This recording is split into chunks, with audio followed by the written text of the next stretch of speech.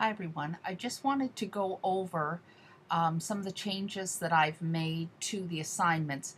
I sent you an email kind of warning you that I was going to try two different ways, so we're going to go through these and take a look. You've still got quite a bit of time till you have to finish up the assignments. We're starting a little bit slow because there's a little bit of movement off the waiting list, so I didn't really want to overwhelm anybody right away. But so this video is going to be posted in the announcements for Thursday, even though I'm doing it on Wednesday. So the content and the assignments, you'll still access them the same way, but there are two different ways of approaching the assignments. So if you take a look, you'll see that the Dropbox, which gives you a little idea of what's coming up in the next couple of weeks, these assignments are here, so you can still find the assignment by clicking on it in the Dropbox or assignment folder. But let's take a look at how it looks in the content. I think that I'm looking at this from a student view. I think that I might prefer this way of going about assignments, but I'm not sure, so I'm going to ask you about it once you've had a chance to take a look. So I'm going to Activity 1, the Power of Language, which is the kind of first area of content for you to look at. And of course, in the unit, there's an introduction and there's a checklist, and the checklist has the links in there for your assignments and the due dates as well. This is your content. Once you read this article, you'll see that there's going to be a task associated with it a little bit further down. So we scroll all the way down, links, vocabulary. So there are two assignments. One is the telling the story of your name. The other is a graphic organizer that lists vocabulary.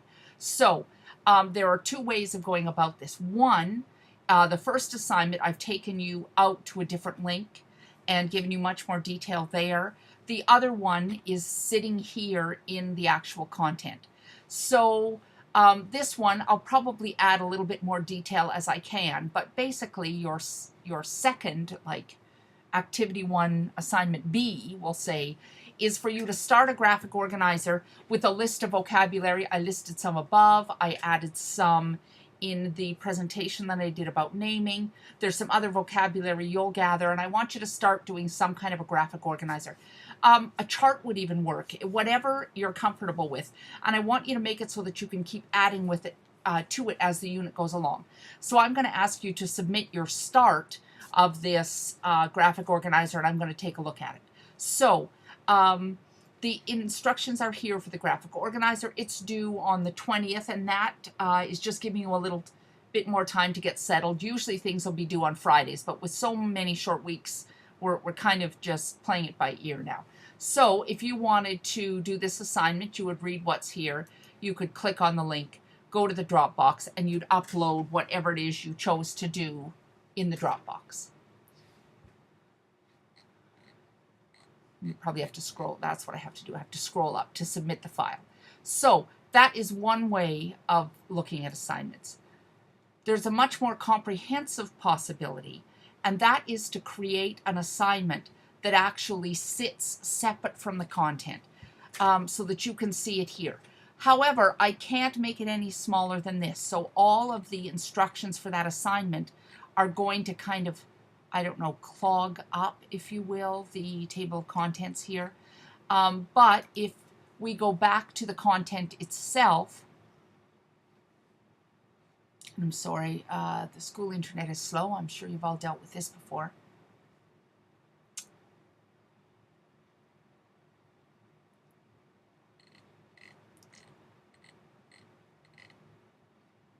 You can click on this and it will take you to that page you can also access from the table of contents.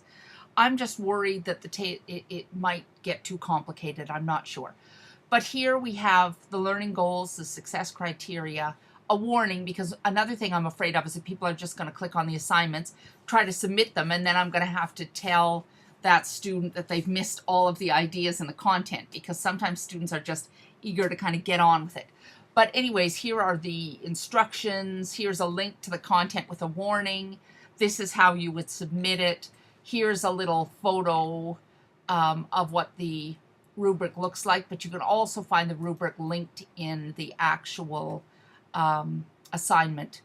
So you can take a look at the rubric here as it, you can see it there, and then you'll see it underneath. For the remediation one, I haven't put any details in it because I think you get the idea from the rest of the rubric. And I'm going to make a little video on how to use the rubric to be successful, but I'll post that probably Friday. So it's not, I'm not worried about the learning goals and success criteria because I'll be adding some brief learning goals and success criteria back in the content for the other assignment and making it look a little bit more like this. But my question for you is, would you prefer to see the assignments linked out of the content and in the table of whoops, I have to cancel that, in the actual table of contents for the unit so that you can always find them easily, or do you find that distracting? So that is going to be my question for you. Here it is. Like I say, I haven't figured out yet how to hide this. So in this one you can see that are sort of nice links, and then here, boom, is the entire assignment. So that is your kind of look around. Remember that if you are thinking to yourself, I have no idea what to do, you would go to the first thing, which is the checklist. The checklist warns you of what's coming up. So you should watch that introductory video by Friday, read the content and go through that. Then the 2 assignments you need to submit to me are here. Next activity, next week, there'll be more discussions and we'll sort of start to layer on all of the different varieties as we go along. So that is a little overview of where you find what it is that is due. I will ask you probably Friday what you prefer in a little Google form so that I can see what your thoughts are on this. All right, I hope that everything's going well in the course. Don't forget to post your questions in the help thread of the discussion if you have any. And I will have another video for you on Friday.